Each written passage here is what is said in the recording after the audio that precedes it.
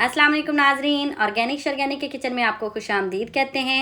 उम्मीद करते हैं कि आप सब खैरियत से होंगे। आज हम ऑर्गेनिक शर्गेनिक के किचन में लाए हैं आपके लिए ताकत का ख़जाना और कमज़ोरी का तोड़ रेसिपी।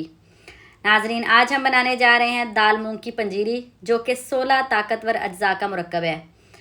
नाजरीन, पंजीरी के बहुत सारे फ़ायदे हैं, जैसे कि ये जोड़ों में लेसदार मादे की कमी को पूरा करती है और हड्डियों को मजबूत करती है। नाजरीन, पंजीरी कमर दर्द, लिकोरिया, पट्ठों की कमज़ोरी और खिंचाव को ख़त्म करती है। प्रेगनेंसी के बाद माँ के जिस्म को जोड़ती है और अंदरूनी सोजश को ख़त्म करती है। ये क़ुव्वत मुदाफ़त को बढ़ाती है, असाबी और दिमागी कमज़ोरी को ख़त्म करती है, थकावट को दूर करती है। नीज़ ये एनर्जी बूस्टर का काम करती है। तो चलिए रेसिपी को शुरू करते हैं। बिस्मिल्लाहिर्रहमानिर्रहीम।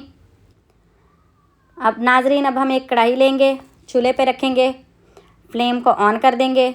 फ्लेम को हम मीडियम रखेंगे और 3 चम्मच इसमें हम देसी घी के डालेंगे। नाजरीन, पंजीरी हमेशा देसी घी में ही ज़्यादा मज़े की बनती है, तो हम भी देसी घी डालेंगे इसमें। और अब इसमें 100 ग्राम 4 गोंद डालेंगे और इसको मीडियम फ्लेम पे फ्राई करेंगे। जैसे जैसे ये फ्राई होंगी ये फूलने लगेंगी और आखिर में ये फूल कर पापड़ की तरह हो जाएंगी, बिल्कुल कुरकुरी सी। कोशिश कीजिएगा कि 4 गोंद जो हैं वो एक ही साइज़ की हों। अगर छोटी बड़ी मिक्स होंगी तो छोटे वाली जल्दी फूल जाएंगी और बड़े वाली कच्ची रह जाएंगी, और अगर बड़े वाली की फूलने का इंतज़ार करेंगे तो छोटे वाली जल जाएंगी। तो इसलिए एक ही साइज़ की लीजिएगा, तो एंड में ये फूल जाएंगी अच्छे तरीके से। तो तब हम इसको एक बाउल में निकाल लेंगे। अब इसी कढ़ाई में बचे हुए घी में थोड़ा सा देसी घी और डालेंगे और 100 ग्राम हमने फूल मखाना लिया है, ये भी इसी कढ़ाई में डालकर फ्राई करेंगे। फूल मखाना जो होता है खालस विटामिन डी होता है, जो कि हड्डियों को ताकत देता है। इसको भी हम मीडियम फ्लेम पर अच्छे तरीके से फ्राई कर लेंगे। ये देखें, इसने सारा जो है घी उसको चूस लिया है। अब इसका कलर चेंज होने तक हम इसको फ्राई करेंगे। एक तो इसका कलर चेंज हो जाए, दूसरा ये कुरकुरा हो जाए, तो तब हम फ्लेम को ऑफ़ कर देंगे और इसको भी उसी बर्तन में निकाल लेंगे जिसमें हमने 4 गोंद निकाली थी। अलहदा से निकालने की ज़रूरत नहीं है, उसी में आपने निकाल लेना है। नाजरीन, अब हम नट्स को फ्राई करेंगे। फ्राई नट्स का बहुत अच्छा टेस्ट आता है, कुरकुरे हो जाते हैं और खाने में भी लाजवाब लगते हैं। तो उसी कढ़ाई में हम थोड़ा सा देसी घी और डालेंगे और इसमें काजू डाल देंगे। तो काजू को भी हम मीडियम फ्लेम पे रोस्ट कर लेंगे। नाजरीन, नट्स को रोस्ट करते हुए 7-7 चम्मच लाजमी चलाते रहना है, हमने रुकना नहीं है, वरना ये एक साइड से जल जाएंगे और दूसरी साइड से वैसे रह जाएंगे। तो काजू भी हमारे फ्राई हो चुके हैं, लाइट ब्राउन हो चुके हैं, इनको भी हम उसी बाउल में निकाल देंगे। नाजरीन, हमने काजू लिए थे 100 ग्राम। अभी हम उसी ऑयल में बादाम डालेंगे। बादाम हमने 200 ग्राम लिए हैं। मज़ीद इनकी क्वांटिटीज़ और इंग्रेडिएंट्स जो हैं वो मैं डिस्क्रिप्शन में डाल दूँगी, आपको कोई कन्फ्यूजन हो तो आप वहाँ से देख सकते हैं। जब बादाम हाफ़ फ्राई हो गए तब हमने इसमें 100 ग्राम पिस्ता डाला, तो पिस्ते को भी साथ फ्राई कर लेंगे। और जब पिस्ता हाफ़ फ्राई हो जाएगा तब हम इसमें 100 ग्राम पम्पकिन सीड डालेंगे और पम्पकिन सीड को भी साथ ही फ्राई कर लेंगे। नाजरीन, ये कुछ नट्स जो बड़े होते हैं वो देर से फ्राई होते हैं और कुछ जो छोटे वाले नट्स होते हैं वो जल्दी फ्राई हो जाते हैं। तो इसलिए जब बादाम हाफ़ फ्राई हुए तब हमने इसमें पिस्ता डाला, और जब पिस्ता हाफ़ फ्राई हो गया तब हम इसमें पम्पकिन सीड डाले। और पम्पकिन सीड जब हाफ़ फ्राई हो जाएंगे तब हम इसमें 4 मगज़ डाल देंगे। और फिर इनको जब 4 मगज़ चटकने लग जाए तो इसका मतलब है कि 4 मगज़ फुल फ्राई हो चुके हैं, तब हम इनको निकाल लेंगे।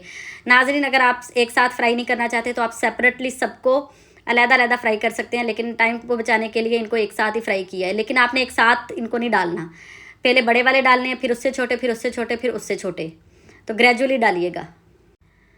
हमने उसी कढ़ाई में थोड़ा सा देसी घी और लिया और उसमें 100 ग्राम रेजन्स डाल दिए और इनको भी साथ साथ हमने चम्मच चलाते जाना है और इसको फ्राई कर लेने हैं। तो इसके फ्राई होने की निशानी ये है कि ये बिल्कुल फूल जाएंगी, फूलना स्टार्ट हो जाएंगे बड़े खूबसूरत तरीके से। ये देखें, ये इस तरह फूलने लग जाएंगे। जब ये सारे रेजन्स फूल जाएं तब हम इनको कलर देने की ज़रूरत नहीं है, बस इनको निकाल लेना है। तो इनको फुलाना ही हमारा अक्सर मकसद था। तो इसे भी उसी बाउल में निकाल लेंगे।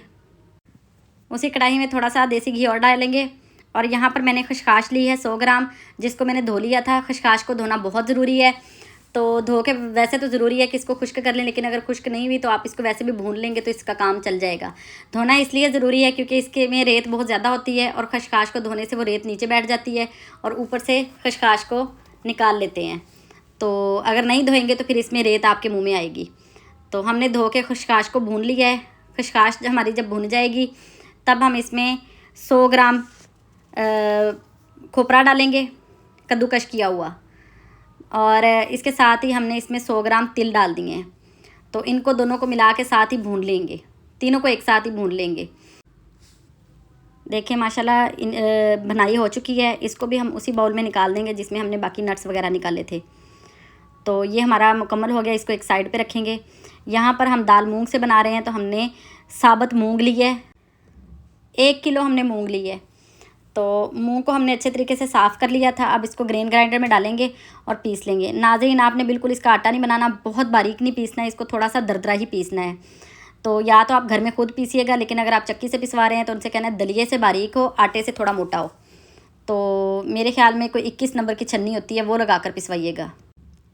कढ़ाई में देसी घी डालेंगे तकरीबन 600 ग्राम, और ज़रूरत पड़ने पर हम ज़्यादा भी डाल सकते हैं, लेकिन अभी फ़िलहाल मैंने 600 ग्राम डाला है। उसमें पिसी हुई दाल मूंग डाल देंगे और इसकी भुनाई शुरू कर देंगे। नाज़रीन, इसकी मीडियम टू लो फ्लेम पे भुनाई करनी है, तेज़ आंच पे इसकी भुनाई नहीं करनी। यहाँ पर आपको एक बात बताती चलूँ कि पंजीरी ऑफिस जाने वाले अफराद हों या स्टूडेंट हों, हाउसवाइफ हों या बुज़ुर्ग हों, बच्चे हों और बड़े हों, सबके लिए यकसा मुफीद है। मतलब हर उम्र के अफराद को ये फ़ायदा देती है, हर उम्र का अफराद इसको खा सकता है। यहाँ पर हमारी दाल मूंग भुनना शुरू हो चुकी है। तो इस स्टेज पर आके हम इसमें आधा किलो सूजी डालेंगे। तो सूजी डालने के बाद इसको फिर से भुनाई करेंगे। थोड़ा सा घी हमें कम लग रहा था, तो हमने थोड़ा सा घी बिल्कुल और डाल लिया है, और इसकी हम अच्छे से भुनाई करेंगे। तो फ्लेम को वही हम मीडियम टू लो ही रखेंगे। शुरू में पंजीरे में चम्मच चलाना थोड़ा मुश्किल होता है। उसकी वजह यह है कि आटा होता है और अभी वो सख्त होता है। तो ये जैसे जैसे भुनता जाता है वैसे वैसे फ्लफ़ी होता जाता है, और फ्लफ़ी होता जाता है, और ये ऑयल छोड़ता जाता है, और ये बिल्कुल फूला फूला सा फील होना शुरू हो जाता है। तो वो जैसे जैसे ये भुनता जाएगा, इसकी भुनाई मज़ीद आसान होती जाएगी, चम्मच चलाना आसान होता जाएगा, और चम्मच आपका हल्का होता जाएगा।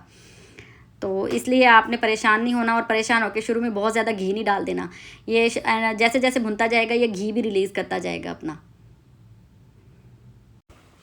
एक और बड़ी अजीब सी मिथ लोगों ने बनाई हुई है कि पंजीरी सिर्फ सर्दियों में खा सकते हैं। नाज़रीन, पंजीरी आप किसी भी मौसम में खा सकते हैं, सर्दी हो, गर्मी हो, बहार हो, ख़ज़ां हो, आप किसी भी मौसम में खा सकते हैं। ये कमज़ोरी का बहुत बड़ा तोड़ है। तो आपने तरीका क्या है इसको खाने का, 2 चम्मच सुबह चाय, दूध या कॉफ़ी के साथ लें, 2 चम्मच शाम में चाय, दूध या कॉफ़ी के साथ लें। तो 1 महीना खाएँ, आपके सारे मल्टीविटामिन्स छूट जाएंगे, सारा कुछ छूट जाएगा।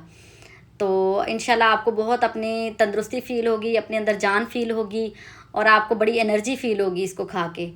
तो इसको खाने का तरीका वही है कि सुबह शाम खाएं, और हर उम्र के अफराद खाएं। ज़्यादा नहीं खा सकते तो 2-2 चम्मच तो लाजमी लें। नाज़रीन, पंजीरी भुन चुकी है और बिल्कुल फ्लफ़ी हो गया था, तो हमने फ्लेम को ऑफ़ कर दिया है। जो नट्स हमने फ्राई करके रखे हुए थे उसे बीच में शामिल कर देंगे और इसको थोड़ा सा ठंडा होने देंगे। जैसे ही ये थोड़ा सा ठंडा होगा, इसमें हम 750 ग्राम शक्कर डालेंगे, ब्राउन शक्कर। अगर आपके पास 1.5 किलो अनाज है, जैसे हमारे पास 1 किलो दाल मूंग थी और आधा किलो सूजी थी, तो उसके हिसाब से उसका आधा आप शक्कर डालेंगे, या फिर गुड़ डालेंगे, या फिर चीनी डाल सकते हैं। तो इसको अच्छे तरीके से मिक्स कर लेंगे। तो माशाल्लाह पंजीरी हमारी बिल्कुल तैयार है। नाज़रीन, आप भी बनाइएगा, ख़ुद भी खाइएगा, दूसरों को भी खिलाइएगा। और अगर आपको रेसिपी पसंद आती है तो लाइक, शेयर और कमेंट कर दिया करें। चैनल को सब्सक्राइब करके बेल आइकन लाजमी प्रेस कर लें, और हमें दुआ में याद रखिएगा। मिलते हैं नेक्स्ट रेसिपी में, तब तक के लिए अल्लाह हाफिज़।